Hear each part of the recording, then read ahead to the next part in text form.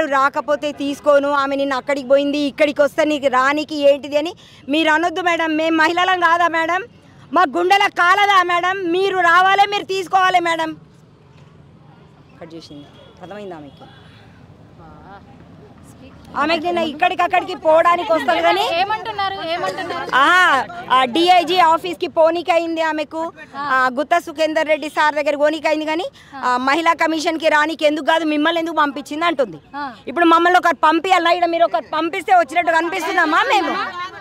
అంటే ఇప్పుడు కవిత గారు వస్తే నేను తీసుకుంటా అంటుంది. ఇప్పుడు ఉమెన్ కమిషన్ చైర్మన్ అంటే ఓన్లీ ఇప్పుడు ఇంతమంది మేము మహిళ లెక్క కనిపించమా? కనిపిస్తలేమా?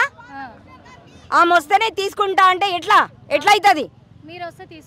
అంతే కదా, దాని అర్థం అదే కదా మేడం. రావాలి women commission madam, Nerella Sharada madam రావాలి, మా బాధ అర్థం చేసుకోవాలి. ఇప్పుడు ఎమ్మెల్సీ కవిత గారి మీద చింతపండు నవీన్ కమెంట్ చేసినటువంటి విషయము ఆయన ఏమనుకుంటుడు, ఒక్క ఆమె మీదనే నేను కమెంట్ చేసినా అనుకుంటుడు. నువ్వు ఎమ్మెల్సీవి, ఎన్ని నియోజకవర్గాల ఎమ్మెల్యేలు నిన్ను ఎన్నుకుంటే అయినవు ఎమ్మెల్సీగా? మరి కవిత గారు కూడా అంతే కదా, ఎమ్మెల్సీ స్థాయి తీసుకుంటే మీ ఇద్దరు పక్క పక్కన చైర్లు పంచుకునేటోళ్ళే కదా కౌన్సిల్లో. మరి ఇప్పుడు కవిత గారు ఒక సంస్థ తెలంగాణ జాగృతి ఉద్యమం అప్పటి నుంచి నడుస్తుంది, మేమంతా ఉద్యమంలో నుండి వచ్చిన వాళ్ళం మేము. ఇగో ఇక్కడ ఒక ఆంటీ ఉంటుంది, మనమా ఆంటీ ఎక్కడున్నారు? ఎన్నో ఏళ్ల నుంచి మేము ఉద్యమంలో పార్టిసిపేట్ చేస్తున్నాం. ఇంట్లో వంటలు చేసుకొని ఓన్లీ ఫ్యామిలీకి మాత్రమే పరిమితమైన మేము కవిత గారిని స్ఫూర్తిగా తీసుకొని అవును మన రాష్ట్రం మనకు రావాలి, ఒక మహిళ ఒక ఆడబిడ్డ ముందుకొచ్చింది, మనందరి కోసం ముందుకొచ్చింది అని మేమందరం కూడా ఇంతమంది మేము ముందుకొచ్చి తనతో పాటు తన ముందు నడుస్తుంటే తన వెనక స్టెప్స్లో మేము ఫాలో అవ్వకుంటాం. మేము ఉద్యమం టైంలో మాకు కూడా కొంత చరిత్ర ఉంది అనేటువంటిది ప్రూవ్ చేసేదందుకు మేము ఇంతమంది వచ్చినాం. ఇక్కడ ఓన్లీ ఇక్కడ ఏమంటారు ఈ హైదరాబాద్కి నియర్ బై ఉండే వాళ్ళమే మేమందరం ఇక్కడికి వచ్చినాము. ఈరోజు అంటే ఆమెకి అయింది కాబట్టి ఆమె వస్తేనే నేను తీసుకుంటా అనేది కరెక్టా?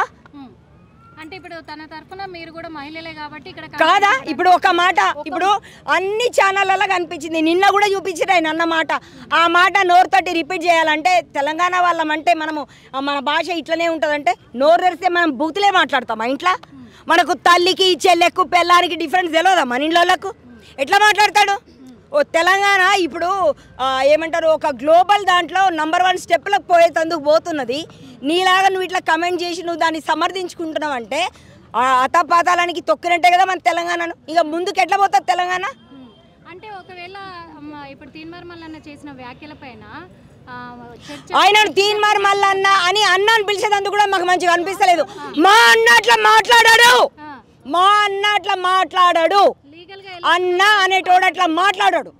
ఆయన చింతపండు నవీనే ఎమ్మెల్సీగా ఉండడానికి అర్హత లేదు, ఆయనని ఎమ్మెల్సీ పదవి నుండి తీసేయాలి. ఇంకోటి అంత కోపము కంట్రోల్ చేసుకోనోడు అంటే ఒక 4 మహిళలు 2 తమ్ముళ్ళు పోయి గిట్ల ఎట్లా మాట్లాడతావు అని అడగనీకి పోతే నువ్వు కాల్పులు జరిపిస్తావా, చంపేస్తావా?